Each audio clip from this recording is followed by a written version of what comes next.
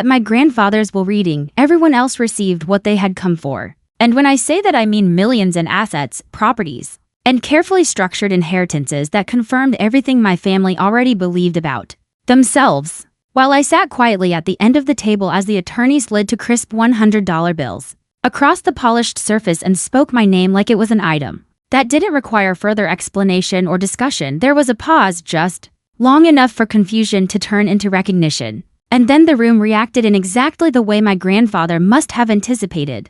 Because my brother leaned back in his chair and let out a laugh he didn't bother to hide. My father smiled slowly with the kind of satisfaction that comes from being proven right.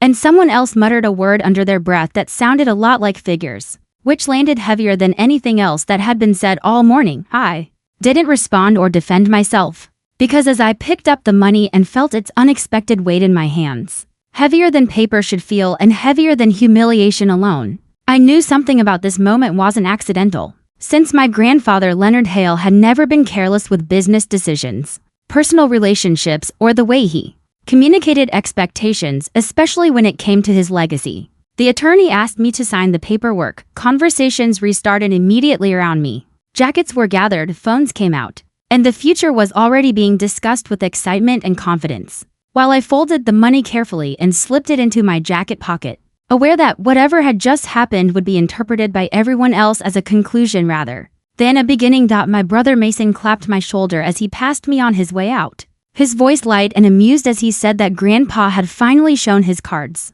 And I nodded once without answering, not because I agreed with him, but because I understood something he didn't, which was that Leonard never showed his cards unless he wanted to see who was paying attention. I didn't go home after that meeting. Instead, I sat in my car in the underground garage beneath the law office with the engine off, and my hands resting on the steering wheel, staring at the concrete wall in front of me while the reality of what had just happened tried to settle. Because $100 would have been easier to accept if it had come with indifference, and far easier if it had been nothing at all. Yet this felt intentional in a way that refused to be dismissed. Growing up, I had always been the quiet one in my family, not because I lacked opinions or ambition, but because I learned early that silence kept things calm. While Mason learned how to dominate conversations and turn confidence into currency, and while my parents praised his leadership and drive, they described me with softer words that sounded kind on the surface but quietly set expectations I was never meant to outgrow. They called me steady and uncomplicated, which really meant manageable, someone who wouldn't disrupt the balance or challenge assumptions. Yet Leonard never used those words, never labeled me, never reduced me to something convenient. Because he observed in a way that made you feel seen without being evaluated. When his health began to decline, my family visited in short, strategic intervals that allowed them to be counted without being inconvenienced. But I stayed longer, bringing him coffee the way he liked it, black and untouched, reading business news aloud when his eyesight weakened, and sitting with him through stretches of quiet that made everyone else restless. One evening, as the sun dipped low and the room settled into stillness, he remarked that people often confuse silence with emptiness when most of the time it is restraint. And I didn't respond because I understood exactly what he meant, and because Leonard had never been a man who required affirmation to continue speaking. Another night, much later, when the machines hummed steadily and the world felt distant, he said that if you ever want to know what someone truly values, you should watch what they do when they believe no one is keeping score. And at the time I thought he was speaking generally rather than preparing me for something specific. Sitting in that garage after the will reading, those words resurfaced with new weight. And as I pulled the bills from my pocket and placed them on my lap, smoothing them carefully as if patience alone might reveal something hidden, I tilted them under the dim lighting and noticed a faint indentation near the serial number on one bill and a similar mark on the other, placed with too much precision to be accidental.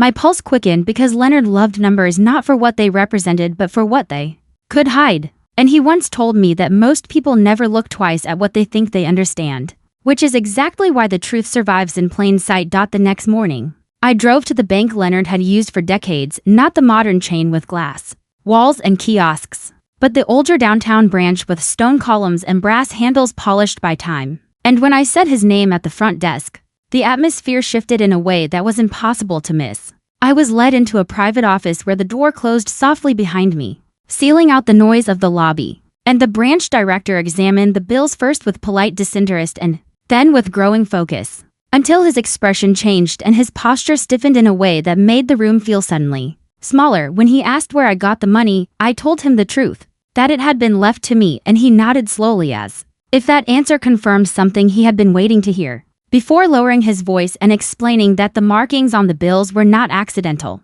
but part of a verification process my grandfather had established years earlier. He explained that this process only activated under very specific circumstances, and when I asked what those circumstances were, he met my eyes and said that it required the person who received the money to bring it in themselves, rather than dismissing it or spending it without question. As the weight of his words settled, he told me there was an account that existed completely outside the will, outside probate, and outside family oversight, and that my grandfather had been explicit in stating that if the person who noticed these details understood what they were seeing, then they were ready to learn what came next. In that moment, the $100 stopped feeling like an insult and started feeling like something else entirely, not a reward, not a punishment, but an invitation that only worked if you were willing to look closer.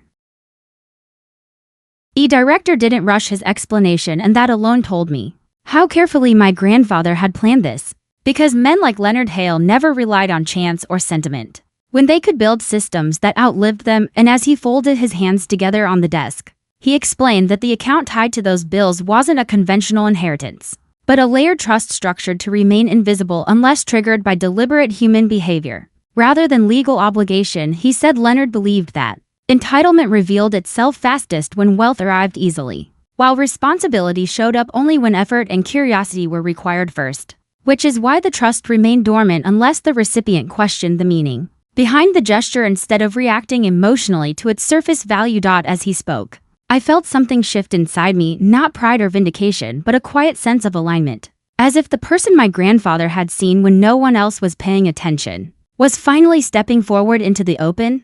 The director slid a single folder across the desk toward me, thick and unassuming, and told me that by opening it I would be acknowledging responsibility rather than entitlement, and that once I did there would be no way to reverse the process or pretend ignorance. If things became complicated, I didn't hesitate, because hesitation would have meant fear, and Leonard had always taught me that fear dressed up as caution was still fear at its core. So I opened the folder and found documentation outlining assets that dwarfed anything my family had just celebrated upstairs at the law office, holdings structured through partnerships, foundations, and private investments that had never appeared on public balance sheets. The total value wasn't printed on the page, which somehow made it feel larger and more real, because Leonard understood that numbers invite comparison while purpose demands commitment. And as I read through the materials, I realized this trust wasn't designed to enrich me alone, but to test whether I would preserve what he believed actually mattered before I could ask questions. The director explained that my grandfather had included a stipulation requiring a 30-day observation period before full access would be granted, during which time my actions would determine whether the trust remained intact or dissolved permanently. With the assets distributed elsewhere, I asked where elsewhere meant, and he replied simply that Leonard believed excess money did more damage in the wrong hands than absence ever could, and that answer told me everything I needed to know about why my family had never been intended as beneficiaries. For the next month, I lived exactly as I had before the will, reading, going to work, keeping my routine steady, resisting the urge to confront anyone or explain myself, even as whispers began circulating about how badly I'd been written out and how clearly my grandfather had drawn lines in the sand. My brother Mason didn't call me once during that time, but my father did, not to check on me but to offer advice disguised as concern, suggesting that I should accept the lesson, stay humble, and remember my place. Words that confirmed how deeply he misunderstood both Leonard and me. At a family dinner 2 weeks later, Mason announced plans to renovate one of the properties he'd inherited, talking loudly about square footage and resale value, while our mother nodded approvingly and glanced at me with something close to pity. As if waiting for resentment or collapse, I smiled politely and listened, because Leonard's test wasn't about secrecy, it was about restraint. And the easiest way to fail would have been to reveal what I knew before it was fully mine to carry. Near the end of the 30 days, I was called back to the bank and ushered into the same office, where the director informed me that the observation period had concluded, and that my grandfather's final instructions were ready to be executed. He said Leonard had believed legacy wasn't about preservation of wealth but about preservation of judgment, and that the trust would transfer control to me under the condition that I continue operating it with the same principles he built it on. prioritizing long-term stability over short-term gratification when the paperwork was complete, and the responsibility officially passed to me. I felt the weight of it settle not on my shoulders but in my chest. Because this wasn't a reward for being overlooked, it was a consequence of being trusted.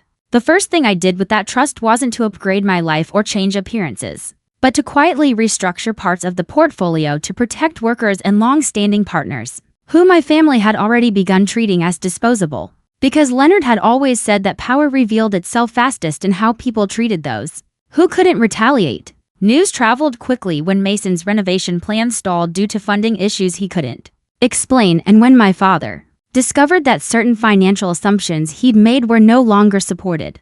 Confusion turned to frustration, and frustration eventually turned toward me. They confronted me together one evening, demanding answers and accusing me of manipulation, betrayal, and dishonesty, and I listened calmly before explaining only what was necessary: that Leonard had made a different kind of choice, and that the consequences were playing out exactly as he'd intended. Mason called it unfair and said I had cheated the system, and I told him the system hadn't changed at all. It had simply responded to behavior it had been observing for decades. I didn't take anything from them directly, because Leonard never believed in punishment, only in alignment, and as the months passed, my family adjusted to a version of reality where comfort existed without control, and influence came with accountability rather than entitlement. Sometimes I think back to that while reading and the laughter that filled the room when the $100 changed hands. And I realize now that it was never meant to humiliate me, it was meant to reveal them. Leonard once told me that the most dangerous people aren't those who want more, but those who believe they deserve it without question. And as I continue